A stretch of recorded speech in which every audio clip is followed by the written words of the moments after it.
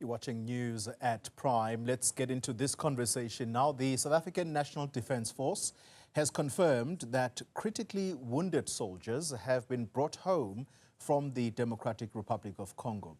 14 South African soldiers died during clashes with the M23 rebels last month as they advanced on the eastern city of Goma.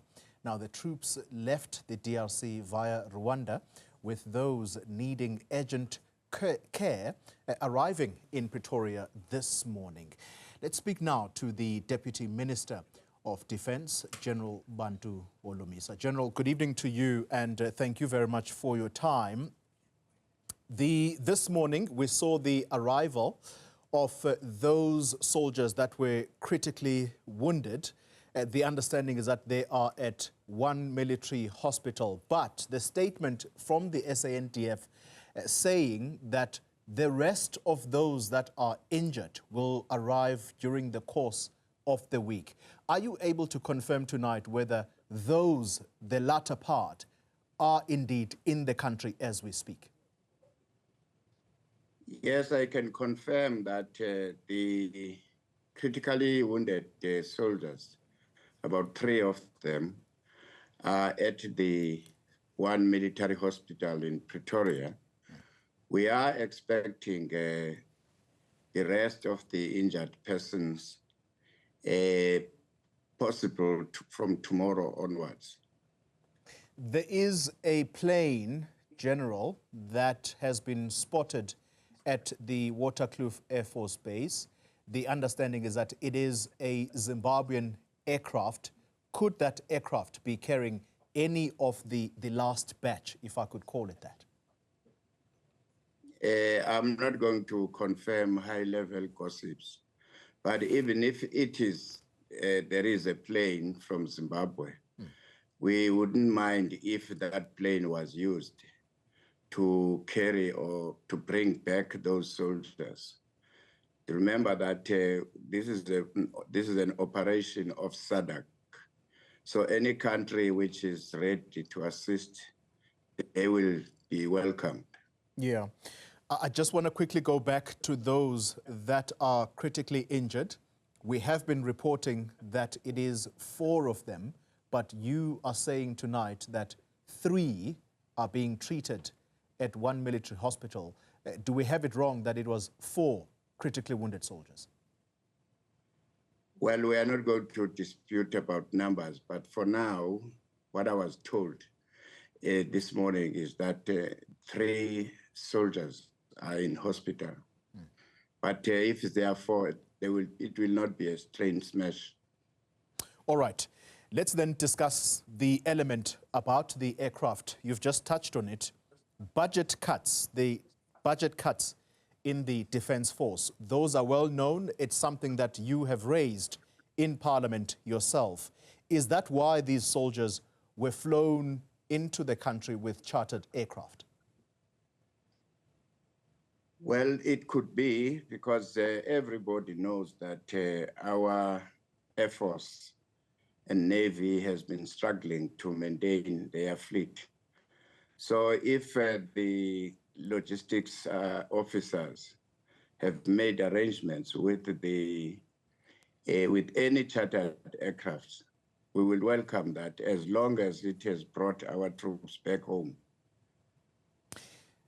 I assume then, General, that you would not have a problem with the statement made by Lieutenant General Njabeni Mapaha, this was over the weekend, who decried the Defence Force's underfunding. Do you believe that he was wrong in expressing a personal view about the budget cuts in the Defence Force? Everybody in this country, including ministers, have been calling for the government to stop defunding the defense. It became worse when the representative of the National Treasury, when they briefed us in the Portfolio Committee of Defense, to say publicly that the monies which were supposed to have gone to defense were diverted to rescue the SOEs and also assist in the implementation of free education, which was announced by former President Zuma. So for the general to have said that, the jury is still out there as to whether he was wrong or not. But let us listen what he had said, that the politicians, that is Parliament, has not stood up and say to National Treasury, what you are saying is wrong. And I don't think there's anything wrong in what he had said. The timing might have not been good, or he could have not said in the right place, but that's what he said. Let us not let us not start misleading the public. Everybody, including previous ministers and us, who have been saying defense must be funded properly. So I take it then, General, your words are very clear tonight that you differ very strongly with the Parliament Portfolio Committee Chairperson Dakota Lekwete on defense when he has called for the general to be sanctioned. Well, I'm not going to get involved in politics. I'm telling you about the facts which everybody knows. Let's then talk about the SAMI DRC mission. And we all know, as you've just mentioned, it is a SADC mission. But looking at South Africa's state of the South African Defence Force, are we still in a position to be part of that mission? Oh, yes, as long as the Parliament and the Cabinet of South Africa agrees that South Africa must play a role in peacekeeping missions, especially in the continent of Africa. The role of the SANDF is not going to be a single-handedly controlled or done by SADF or South Africa only. There are about 13 member countries of SADC who will take a decision as to whether we should continue or we don't continue. But the bottom line is that the voters of South Africa, through their members of parliament, are the ones who will influence the decision in future as to whether we will continue to play a role in the peacekeeping missions or not. But so far, we have not been told by the president, the commander-in-chief, as to whether we should withdraw or should consider withdrawing. In the event that such a decision comes out, the commander of the SANDF and his colleagues will be assigned to make preparations as to whether we should withdraw or not.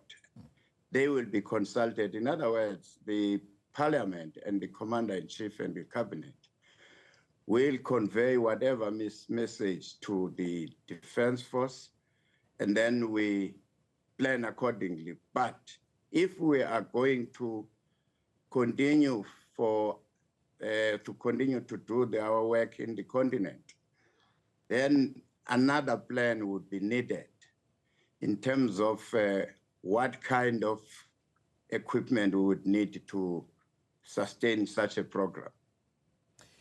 General Bantu Holomisa, you are a leader in your own right, and you're not a person who's afraid to express his views. As per this very interview, the argument here, General Holomisa, is that the soldiers, the South African soldiers, are in a weakened position in DRC. They are surrounded, at least that's the speculation, by the M23, and therefore, you sending them there or you sending them back there without the necessary military hardware, you're sending them to die. Why would you do that? Well, I didn't say so. All I'm saying, the Parliament and the Cabinet of South Africa, in consultation with the SADC members, are going to evaluate the situation. But in the event that a decision is taken to continue to be part of the peacekeeping missions, then the Department of Defense will present to the Cabinet, and in particular to National Treasury, as to how can we sustain this operation.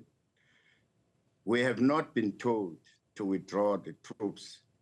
So you must understand that I'm not the president of South Africa. I'm just a deputy minister. So let us wait until Parliament. You have already had parliamentary, some members of Parliament calling for the withdrawal of those troops. But in this case, we must commend the President of South Africa, Mr. Cyril Ramaphosa, who called the President of Rwanda, Mr. Kagame, and said, let us have a ceasefire. Since that call, that ceasefire has been holding. And if there was no ceasefire, we would be possibly talking about a different situation now. Yeah. So that's why I'm saying the leadership displayed by those two presidents must be commended. The fact that whilst we were accusing Rwanda to be supporting the rebels, but Kagame and his government facilitated for our troops to pass through Rwanda because the Goma airport is not in use. Yeah. So I'm not worried about this. The South Africans are going to have platforms to discuss and advise their parties which they voted for. Yeah. In doing so, you know very well that the Department of Defense, even in this instance, has been tasked by the president to submit their budget requirements to move away from 0.57% of the GDP to 1.5% of the GDP. So let us wait to hear from the Minister of Finance on the 12th of March as to how much is he allocating to the Department of Defense. All right. So until such a commitment has been made by the Treasury, then you can start asking those questions. You think you can sustain on this, sustain your stay in the peacekeeping missions? And if the answer is not in the affirmative, then we will provide a solution as to how to do it, keep on participating in the DRC peace mission. All right. General, I have two quick questions before I let you go. Just so you don't say we misquoted you here. Are you saying tonight that the return, the repatriation of these injured soldiers, including the ones who sadly passed on, was indeed as a result of the facilitation by the Rwandan government, perhaps in consultation with the M23 rebels? Can you repeat your question? The repatriation of South African soldiers, those who died and those that are injured, from the DRC, was that facilitated by the Rwandan government in consultation with the M23 rebels? Obviously, if after President Ramaphosa called Kagame to use his influence by making sure that there is a ceasefire, and that message was carried out by Kagame, and ever since that call, the ceasefire has been holding in those affected areas. Our troops have been safe after the incident where some were killed and others injured. Yeah. So it's clear, therefore, that the Rwandan government must be having relationships with M23. Why would Kagame agree to nod, or rather, why would Kagame nod to the request by the president of South Africa if he didn't have links with the M23? That's a common sense, police. General, final question to you. The ICC prosecutor, International Criminal Court prosecutor, Karim Khan, landed in Kinshasa today. Who does South Africa believe should be indicted for this unending civil war? The only solution to that conflict is to call all the affected parties, all the stakeholders, to converge under one roof and start the process once more again. You will recall that the Congolese problems were partly solved after the president of South Africa, I think it was President Mandela and Mbeki, who facilitated for the Congolese people to come and meet here in South Africa. I will remember, I think they met in Sun City. Yes. In Sun City. So we need to have that second phase of Sun City of some kind. All right. And then help the Congolese to find each other, including the M23, which says they have a claim in that part of the world, and they are also Congolese people. So let's give them a chance to be heard. And I wish that the UN representative will follow that path which South Africa started. All right. General Bantu Holomisa, the Deputy Minister of Defence, thank you very much for your time this evening. Thank you. Thank you.